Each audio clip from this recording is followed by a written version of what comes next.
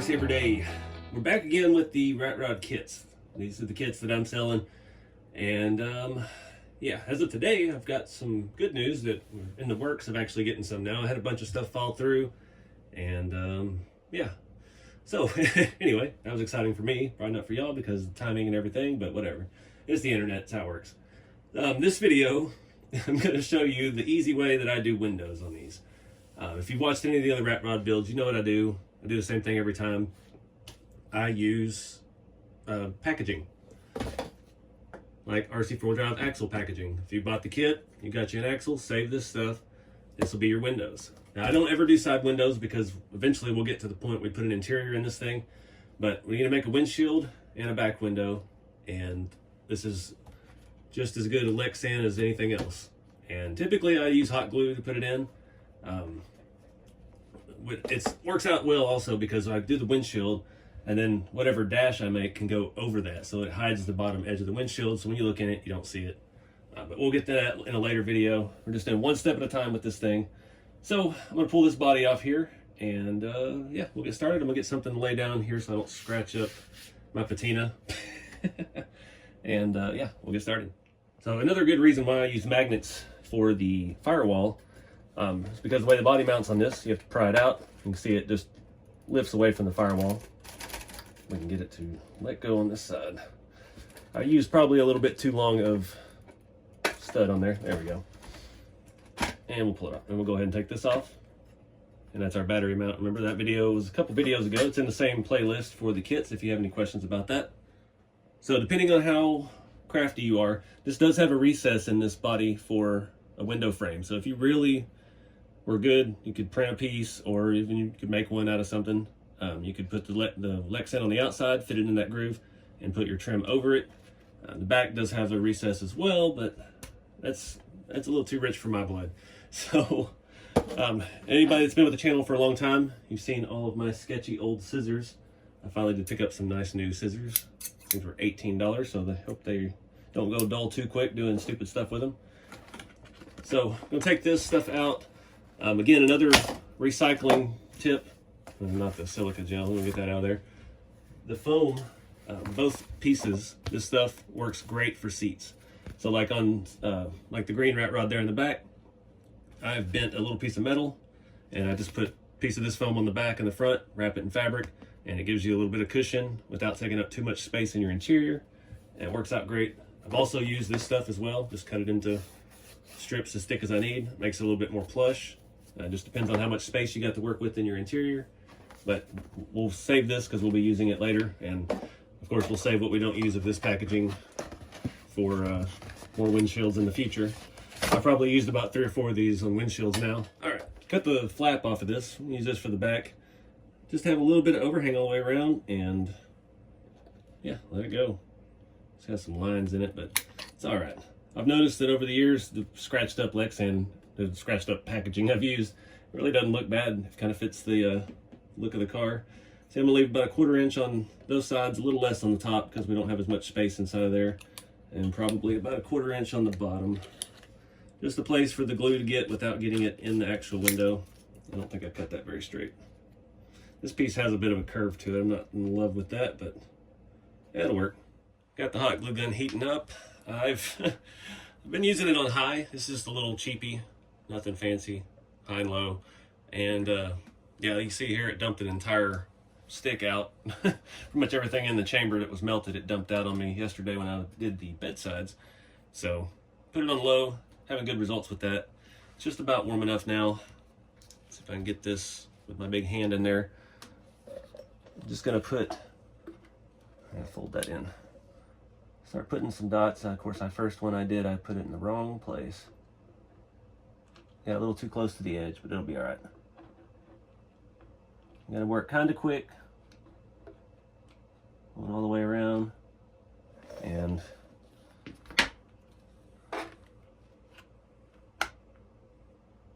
stick it and just hold it down and try to keep that curve from standing up on us. Hopefully that'll be enough. If it is not, we can come back and put it over the edges. I've got a little bit of overhang. This does have a little bit of inner structure in these cabs from Awesome Designs. And yeah, we can get a little glue underneath it. So I'm wait for this to dry. I need to put my gun back right side up before it melts the table. That's the problem with these, is they have to flip that little doohickey. I know somebody's got to make a better hot glue gun out there, something that's like a soldering iron. You get into tighter spaces. I just haven't looked. There's bound to be something like that on the market. So I hope those little 6 dots will be enough. Looks like it's going to be. Got a little bit of warpage, a little bit came through on one side. Not worried about that. The rat rod. Get that line right across from the packaging. It is what it is. You can be as perfectionist as you want. All right, the windshield's a little bit trickier. It's gonna be really tricky to show you. You can see that curve at the bottom. We have very limited space, so it really needs to not be hang down any lower than the cowl itself. So I'm gonna flip it back on the outside, get a rough sizing, and go from there. All right, so you see the rough cut. I got it crooked as all get out, but I've got the ends pretty well where they need to be. We can test fit that actually in there and make sure it is exactly the right width. That is fantastic. So I'm going to actually use my head for once instead of just eyeballing this. So I can find this pin. Everything is fitting perfect. The top is great, the sides are great. I'm going to come through here and try to mark this as best I can. I need a little bit sharper marker. Now we've got our line. I'm going to follow just on the upside of that, because this is such a bad tip. This thing is just about done for. I lost all those when I built the studio. I used those to mark everything, and I don't know where they all went. That's the only one I have left. The one I used on plywood has no tip. Follow pretty close to that edge. And all right, see how exaggerated it is. I'm liking it. I think it's flush with the top of that rib right here. It's got a little bit of overhang. I'm going to use that to my advantage so we can try to keep the glue out of the window. You can see there in the back, you can see one little lump of it there and there. It is what it is. Getting the hot glue gun in here is the challenging part. When I say that, the challenging part is to get this in here and get enough of it in enough places far enough apart before it dries. Here we go. I'm just gonna do dots in the corners. Oh, no, it's not. No, it's sprayed too much. Try to do a little bit of string along the bottom if I can. There's absolutely no way I can get the camera in there and show you this. I'm sorry. So I'm trying to describe it the best I can. Get some up here. I can't see where my hand is now. Can't tell if I've got glue coming out. This is going well. Some in the middle. I'm gonna go back to where I first started because it's starting to thaw out, get hot, and we're going in. And I put it crooked.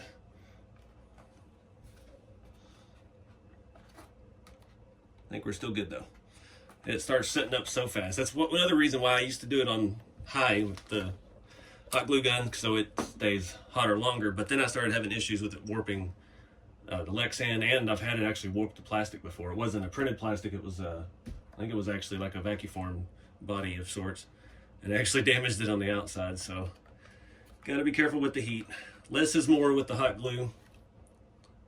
See if I can get you in there at all. There you go.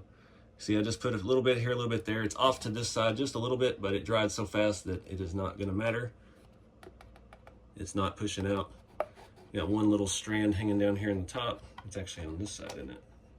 Once that fully dries, it'll scrape out real easy. Got a little string out here. It's always the fun part. And boom. We'll let this dry for a little bit longer. See if we can get that to rub off the plastic. It usually will. You can see pieces are coming off. We'll have to clean our window when we're done. Oh, I just stuck it back on.